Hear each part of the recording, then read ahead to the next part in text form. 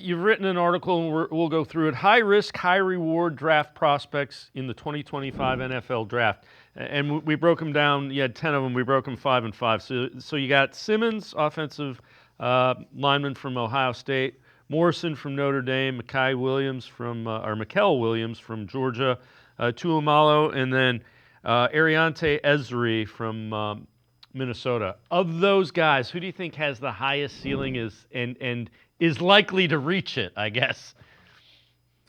I think it's probably Mikael Williams that has the highest ceiling if a team can develop him into an elite pass rusher, right? Because what he is right now is an extremely well built guy. He's got a prototypical frame, 6'5", somewhere in the 270s, is extremely strong. He's going to be a good run defender in the NFL. And really, the question is, how high do you take him based on how well you can develop him as a pass rusher? Because there's a ton of other good run defenders in this draft class on the defensive line that you can get in the mid rounds, right? But if you think you can develop Williams into an elite pass rusher, you could be talking about an elite two-way player. The problem is we haven't seen that level of pass rush production from him in 3 years at Georgia. So it's really going to be a matter of how much a team thinks they can develop him, or are they taking a high floor run defender maybe later in the first round?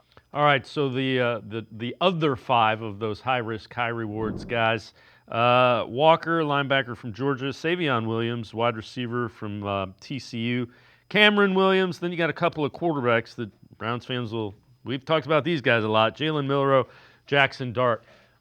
We've heard a number of people say they think Jackson Dart's going to move into the first round. When you see Dart, what do you see? And take us through Milroe as well. Milroe, the Senior Bowl drills were not kind to Jalen Milroe.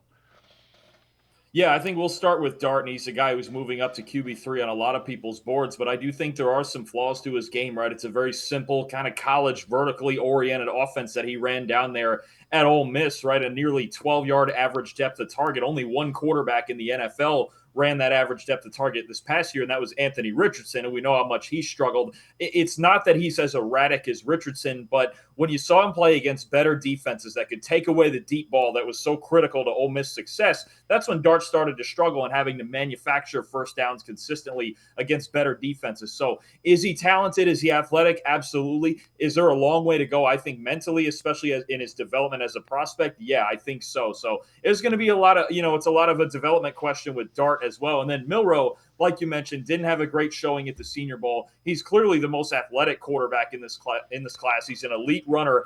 If you're going to build an offense around Milroe, you have to build it around his talents with his legs, but he's going to have to be able to improve his footwork in the pocket and his accuracy to be a long-term starter in the NFL. Yeah, I'm with you. The question is, can you teach an elite athlete, which he clearly is, to be an elite quarterback? And if you know the answer to that, you probably have a job for life in an NFL personnel department.